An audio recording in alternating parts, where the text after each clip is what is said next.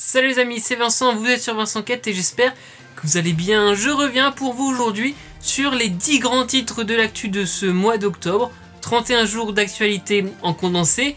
Au sommaire notamment de cette vidéo, les pénuries de carburant, les passages en force du gouvernement avec le 49.3 et le meurtre de la jeune Lola à Paris. Comme vous allez aimer cette vidéo, n'hésitez pas à mettre un like, à partager et à vous abonner à ma chaîne pour découvrir et comprendre encore plus de choses. C'est parti! Ce mois d'octobre, vous les avez sûrement subis si vous avez une voiture, les pénuries d'essence. Au départ, des mouvements de grève dans les raffineries et dépôts Total Energy en France, puis avec les salariés d'Esso ExxonMobil. Au 8 octobre, 20% des stations-service en difficulté au niveau national avec au moins un carburant en manque. C'est monté jusqu'à 32%, même si c'est un chiffre très dur à calculer et souvent en deçà de la réalité, avec aussi des disparités dans les régions. Les Hauts-de-France, l'Île-de-France, la Bourgogne-Franche-Comté ont été particulièrement impactés et c'est toujours le cas dans beaucoup de départements de ces régions, en tout cas avec le samplon 98 par exemple. Au niveau des réactions politiques, le gouvernement a fait réquisitionner plusieurs salariés pour débloquer une partie des dépôts. Des accords sur les salaires ont été signés, mais souvent sans la CGT. Ce sont pourtant des accords majoritaires, signés donc avec des syndicats qui représentent plus de 50% des salariés. Et allez, un chiffre dans ce domaine économie, pouvoir d'achat, l'inflation en octobre est sur un an a grimpé à 6,2%. Passons à la politique. Maintenant, la première ministre Elisabeth Borne a engagé par 3 fois en octobre la responsabilité de son gouvernement devant l'Assemblée nationale avec l'article 49.3 de la Constitution qui permet de faire adopter un texte sans passer par le vote des députés. Plusieurs motions de censure ont été déposées par le RN, la NUPES et LFI seulement. Elles ont toutes été rejetées, même celles des oppositions de gauche qui avaient le soutien des députés d'extrême droite. De cette façon, le premier volet du budget 2023 et le budget entier de la sécurité sociale ont été adoptés. Le gouvernement devrait encore avoir recours au 49.3 pour faire voter le deuxième volet du budget 2023. Il peut l'utiliser autant de fois qu'il le souhaite sur les budgets, mais par contre, une seule fois pour un autre texte par session parlementaire. Je vous mets le lien dans la description d'une vidéo explicative. M6 Info et un mot de la Nouvelle-Calédonie. La politique, c'est un sujet que je suis de près. La première convention des partenaires s'est réunie à Matignon en octobre après la fin du cadre juridique qui prévoyait les 3 référendums d'autodétermination. Les indépendantistes ont boycotté la rencontre. C'est un fait divers qui a ému et touché la France, le meurtre de Lola. Le corps de cette fille de 12 ans a été retrouvé dans une malle à Paris dans la rue. La principale suspecte a été mise en examen et incarcérée pour les faits de meurtre sur mineur et viol avec acte de torture et de barbarie. Il s'agit d'une femme née en Algérie faisant l'objet d'une OQTF, obligation de quitter le territoire français. Le fait divers a été repris politiquement, notamment à droite et à l'extrême droite. La famille de la fillette a demandé à ce que le nom et la photo de Lola ne soit pas utilisée à des fins politiques. Lola a été inhumée dans le Pas de Calais. Et un autre fait divers, celui de la mort de Justine Vérac, une jeune maman de 20 ans tuée à la sortie d'une boîte de nuit en Corrèze. Un jeune homme a avoué le meurtre, son corps a été découvert. Vous l'avez sans doute remarqué, il a fait chaud en octobre et pour cause. Octobre 2022 a été le mois d'octobre le plus chaud mesuré en France depuis les premiers relevés météo. Ça date de 1945. Température moyenne 17,2 degrés. C'est 3,5 degrés de plus que les normales de saison. On a aussi connu un déficit de 37% de pluie. Un exemple, il a fait jusqu'à 32 degrés encore, c'est énorme. Sur les 300 jours que nous avons connus en 2022, la France a été au-dessus des normales de saison pendant plus de 220 jours.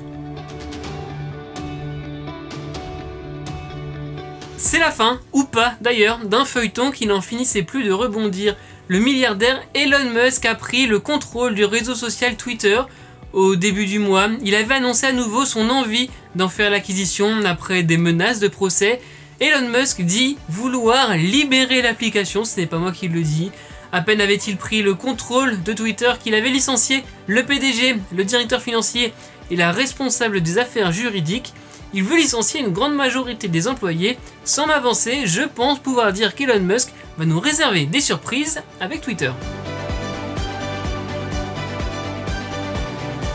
La page internationale pour continuer avec tout d'abord la guerre en Ukraine. Le président russe Vladimir Poutine a signé les décrets d'annexion de 4 régions ukrainiennes. Je vous en parlais le mois dernier, le flash de septembre. Parallèlement, la contre-offensive menée par Kiev semble porter ses fruits, avec des victoires annoncées du côté ukrainien et plusieurs reculs annoncés du côté russe.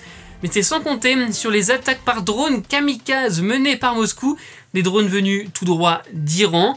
Des sanctions pourraient être prises contre Téhéran au niveau européen. Une explosion marquante aussi au début du mois, un camion piégé a explosé sur le pont de Kerch reliant la Crimée à la Russie, pont symbole de l'annexion de 2014. Le pont a été partiellement détruit. Vladimir Poutine a dénoncé un acte, je cite, terroriste. Et pour la France, Emmanuel Macron a annoncé la création d'un fonds spécial de 100 millions d'euros pour aider Kiev à, je cite, soutenir son effort de guerre. L'État va aussi verser 150 € par mois aux familles qui hébergent des réfugiés ukrainiens. Et le ministre des Armées, Sébastien Lecornu, a annoncé que la France va former jusqu'à 2000 soldats ukrainiens sur son sol. Partons au Brésil avec l'élection de Luiz Inácio Lula da Silva, 76 ans. Il va faire un 3e mandat à la tête de l'État. Au second tour de l'élection présidentielle, il a récolté 50,9% des voix face au président sortant Jair Bolsonaro, qui avait créé la surprise au premier tour alors que 5 points seulement les départageaient. Les sondages n'avaient pas prévu un si faible écart. Après son élection, Lula a affirmé que, je cite, « le Brésil est de retour ». Et la fin de cette page internationale avec le Royaume-Uni. On parle d'un pays qui vit une crise politique. Liz Truss a démissionné de son poste de Premier ministre le 20 octobre, 44 jours seulement après son arrivée à Downing Street, en cause l'abandon de son programme économique. Elle est donc la Première ministre la plus éphémère de l'histoire du Royaume-Uni. Elle aura pourtant connu 2 monarques, Élisabeth II et Charles III. C'est Rishi Sunak qui lui a succédé. Il a été désigné par un accord commun au sein du Parti conservateur pour éviter de se déchirer à nouveau dans une course à l'élection, car il faut rappeler qu'il est le 3e Premier ministre en 2 mois, après Boris Johnson et donc Liz Truss. Rishi Sunak, d'origine indienne, est le premier non-blanc à ce poste, mais aussi le plus riche de l'histoire britannique avec une fortune d'environ 840 millions d'euros.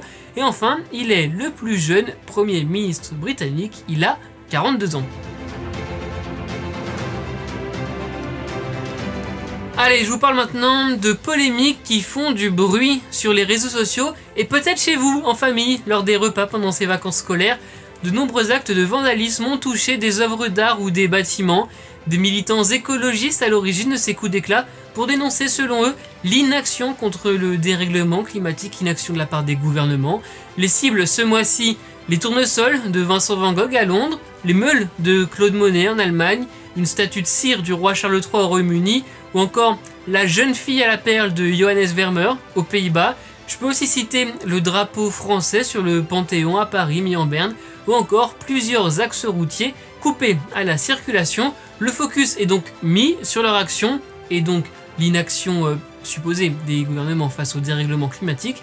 Mais au vu des commentaires, ces actions ne font absolument pas l'unanimité. Et je voulais terminer avec une note un peu plus joyeuse, mais c'est aussi, vous allez le voir, une actu, le grand retour d'une émission qui a bercé beaucoup d'enfance, en partie la mienne, la Star Academy qui renaît de ses cendres sur TF1 quasiment 21 ans, jour pour jour après sa création. 13 nouveaux candidats de retour au château de Damary-lès-Lys pour apprendre, chanter, danser, jouer et être évalués. Alors on a déjà eu les premières éliminations, il y a déjà les favoris du public, je ne vous dirai rien, je ne veux pas vous influencer, j'ai aussi mes favoris. Les réseaux sociaux sont à fond sur le phénomène, suivant chaque minute du live disponible en ligne et sur abonnement. Alors, qui succédera à Jennifer, Nolwenn Leroy ou Grégory Le Marchal? Rendez-vous très bientôt. C'est donc tout pour l'actu de ce mois d'octobre et pour cette vidéo que j'ai pu tourner avec une petite mouche qui s'est incrustée dans mon studio, qui a un petit peu volé partout. Merci les amis d'avoir regardé, j'espère que vous en savez plus. N'oubliez pas de mettre un like, de partager et de vous abonner à ma chaîne. En tout cas, même merci pour vos commentaires, ça me fait très plaisir. Vincent Quête, c'est des vidéos toutes les semaines, c'est aussi sur Twitter, Instagram et TikTok. Tous les dimanches, les actus de la semaine sur Insta, on se parle quand vous voulez sur les réseaux sociaux. N'oubliez pas les amis, soyez heureux, restez curieux.